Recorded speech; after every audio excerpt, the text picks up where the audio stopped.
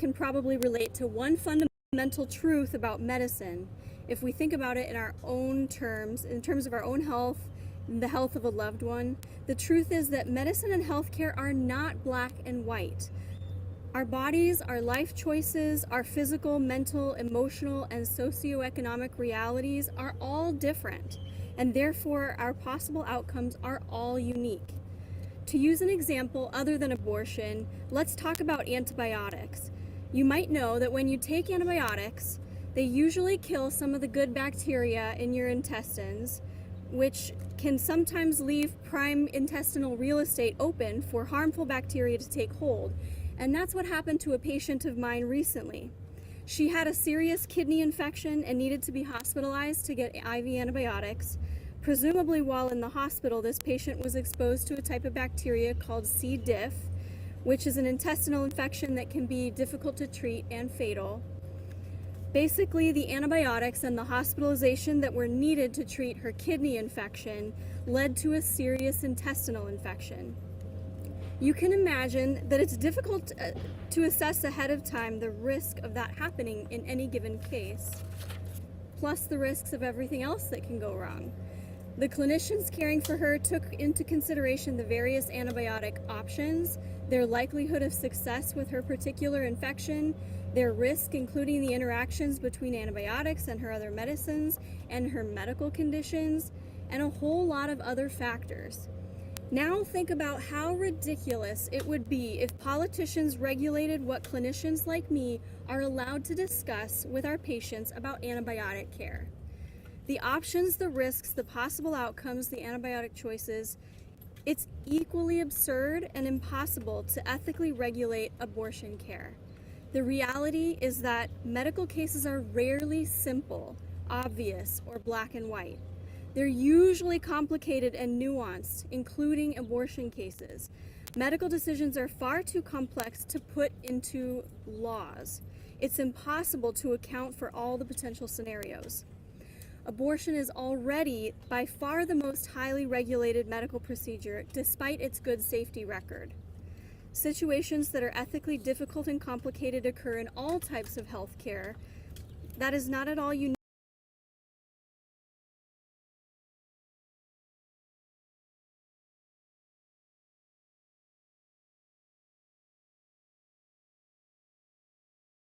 Let's make maybe you guys take one step to the left. Get her back over here. Yeah, great.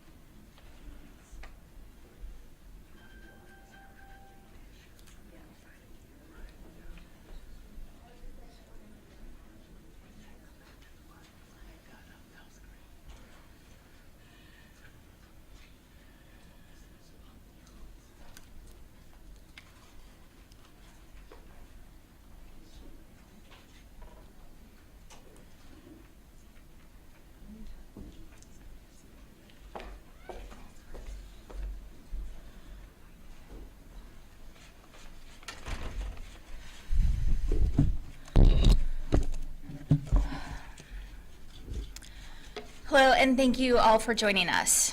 It is a dark day in Arizona.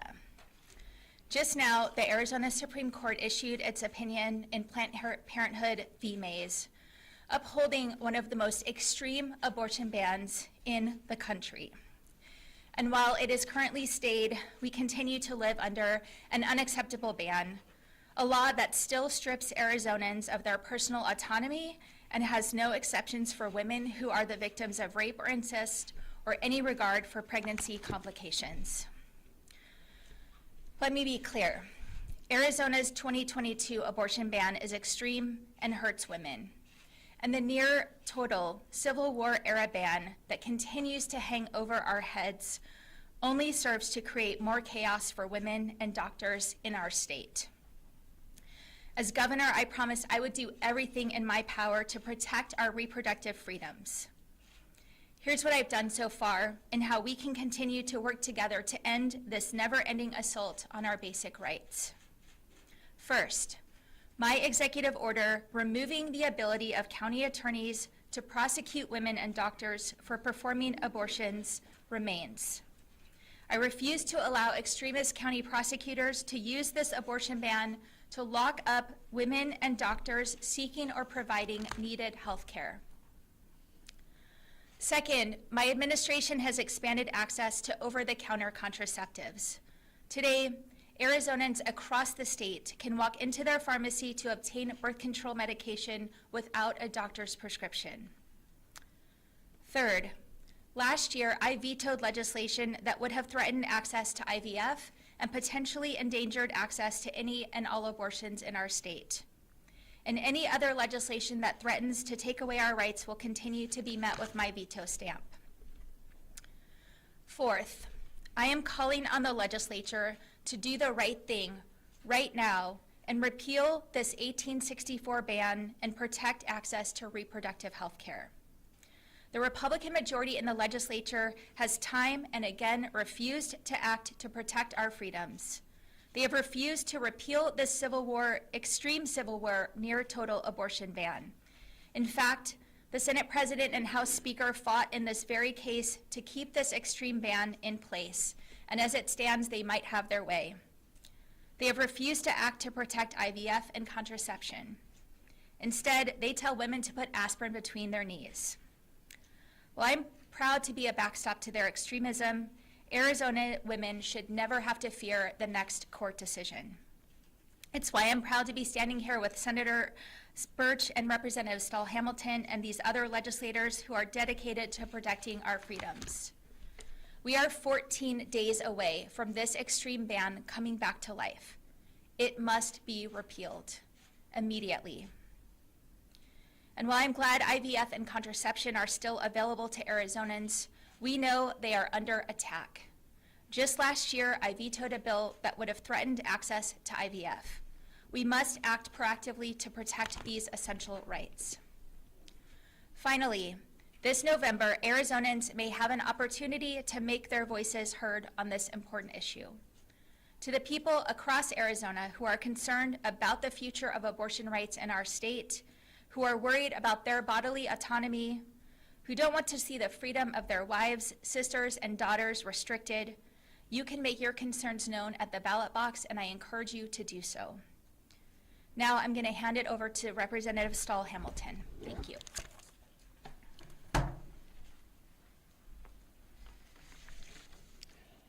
Good morning. Thank you, Governor Hobbs, for the work that you are doing and what you will continue to do to protect our rights and our freedoms. And thank you all for being here. This is a devastating day, but we are far from being defeated. How can we be defeated when the vast majority of Arizonans, 9 out of 10, support the right to get an abortion and want government out of our reproductive health care decisions? The Ducey Supreme Court chose chaos and immediate chaos, fear, legal jeopardy for tens of thousands of everyday Arizonans and our medical professionals whose health care decisions within 14 days could be superseded by a law passed during the Civil War, decades before Arizona became a state and before women had the right to vote. Republicans will not stop here. Every Republican in the legislature supported this decision, not you. And this is evidenced by the Speaker of the House and Senate President submitting an amicus brief on their behalf, arguing for the Civil War era ban. This is not the end of our fight. Now is the time to continue our work together to repeal this ban, beginning with passing the Arizona Right to Contraception Act to ensure Arizonans hold on to their rights to make their own decisions about when to start a family with no government interference. Efforts ramping up around the country illustrate that contraception is next. I know that there is an initiative out there gathering signatures to codify abortion rights in our state, and I felt it would pass with overwhelming numbers. Now, I have no doubt. I am proud to stand with the governor and my legislative colleagues who have your back. This is the beginning of putting our anger to work. Find a friend, grab a neighbor or relative, sign the petition, collect signatures, and remind our government of the political will of our people. They don't get to have the final word. Thank you.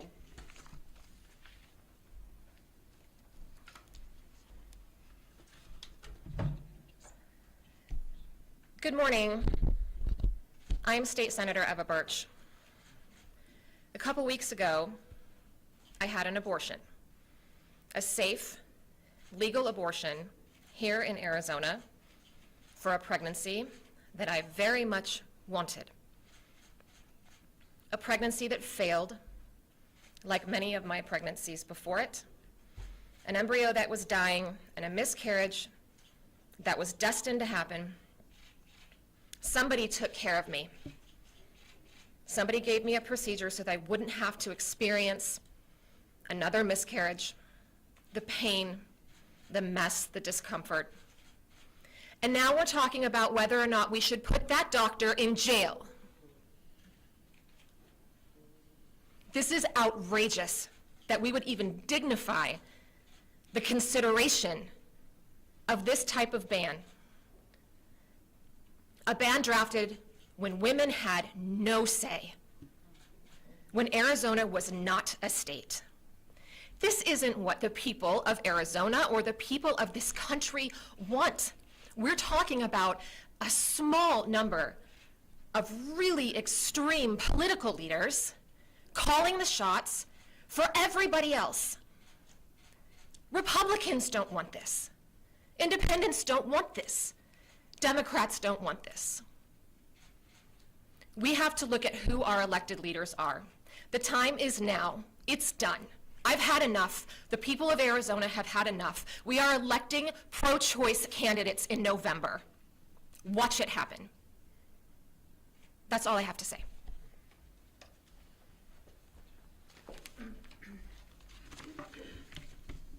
I'm not a legislator, but I'm here because I signed the governor's brief in this case, and I'm deeply saddened,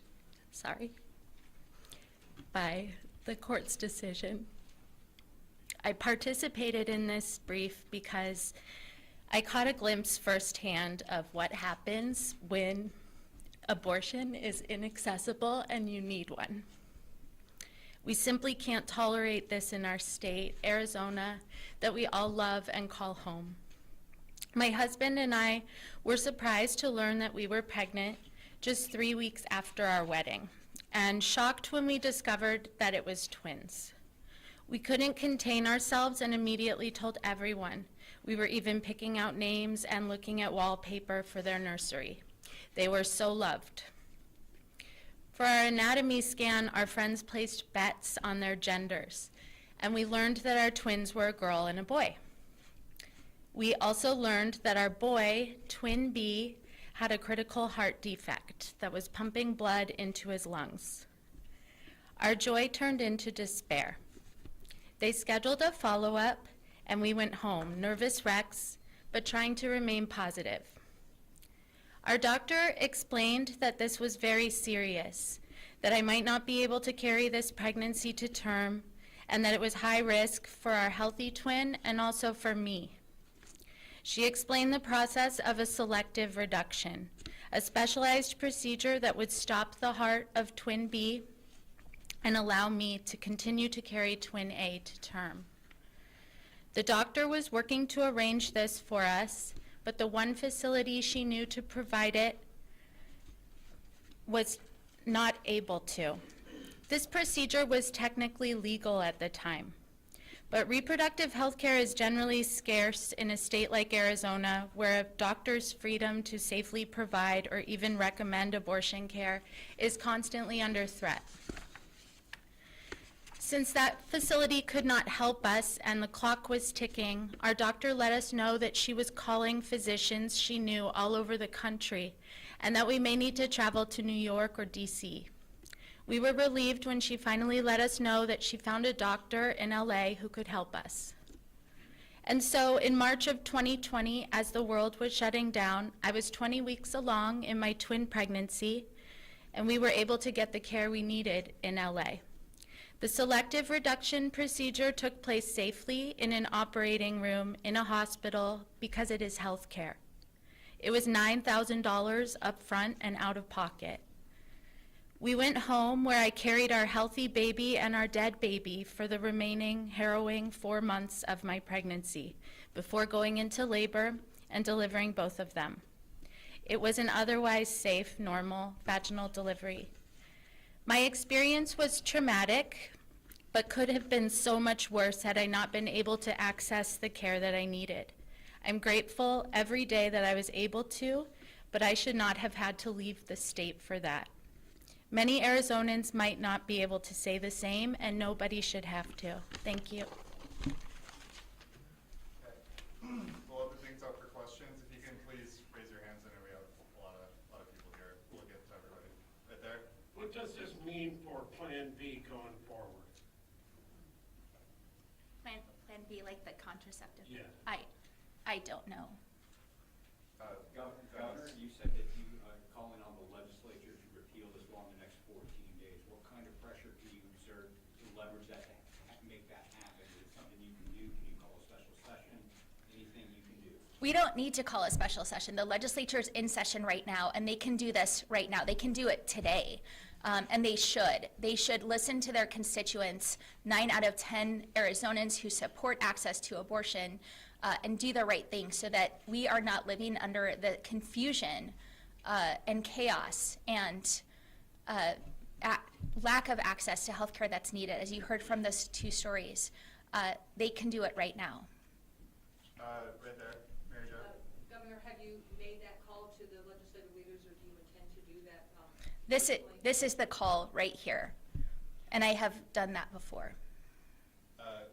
Over there on the left. I can't see faces. Sorry. Oh, yes. It's Barbara. Yeah, Governor, just your general reaction.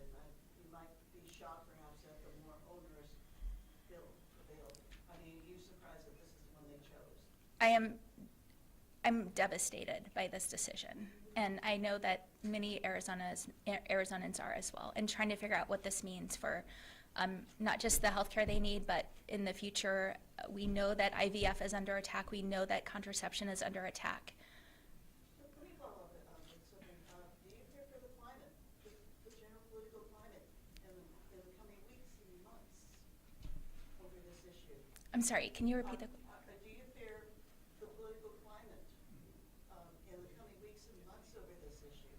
I mean, we are in an incredibly divisive political climate. This certainly adds to that. I certainly think that this will motivate voters in November. Right there with your hand up. Eric. Sorry. It's Eric. It's Eric from Hi. Governor, and anyone else who spoke, how vital now with this decision this morning, how vital is it to get the ballot measure in front of voters and then have voters show up and speak out? The legislature has ignored the will of the voters on this issue for decades, certainly with the 2022 ban that was passed, and certainly with the leadership signing on to uphold the 1864 ban. And the ballot box is the way that voters can have their say and overrule the legislature on this issue that the vast majority of Arizonans support. Others. Right there. You mentioned your executive order that's still in effect. Now that this ruling has come down, what's your confidence that will stand up to the court challenges? I say bring it on. I would not have issued the executive order if I didn't think it was legally sound. We want to make sure that women have access to the health care that they need, and that overzealous prosecutors aren't using this law to criminalize them. What impact do you believe this will have on the presidential election in Arizona? As I said, I think this issue is going to motivate voters in November, and I'll leave it there. Mary Jo. Are you, what's your stance on an appeal during this 2-week stay period? I'm sure there's going to be an appeal. It's going back to the trial court, and I'm not a lawyer, and I don't want to say something that's not correct. And we just got the decision the same time you all did, so I have no more information than that. In the back. If the ballot initiative is successful, is that going to lead to legal issues between this and the ban, or is that going to override the ban outright? The ballot measure is a constitutional amendment, and it would supersede this ban. Right there.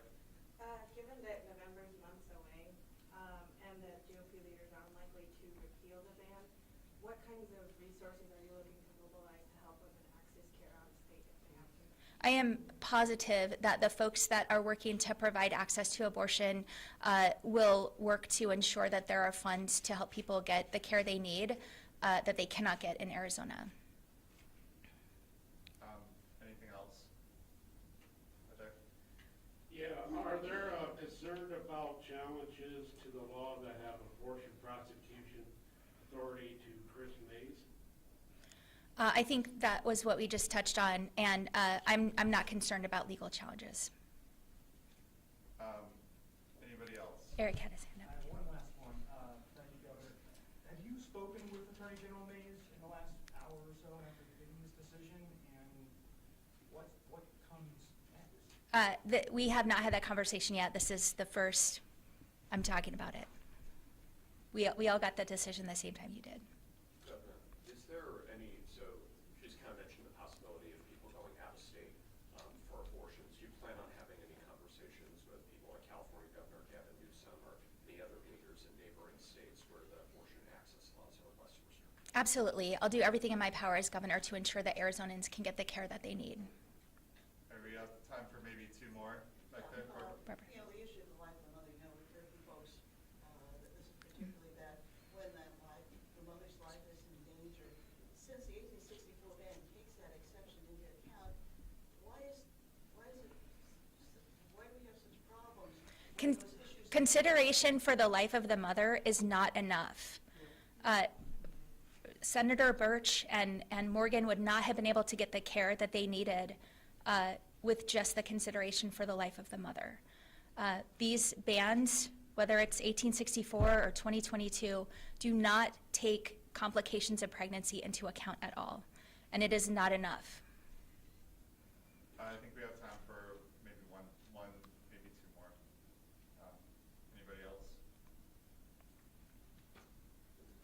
All right, All great. right, thank you.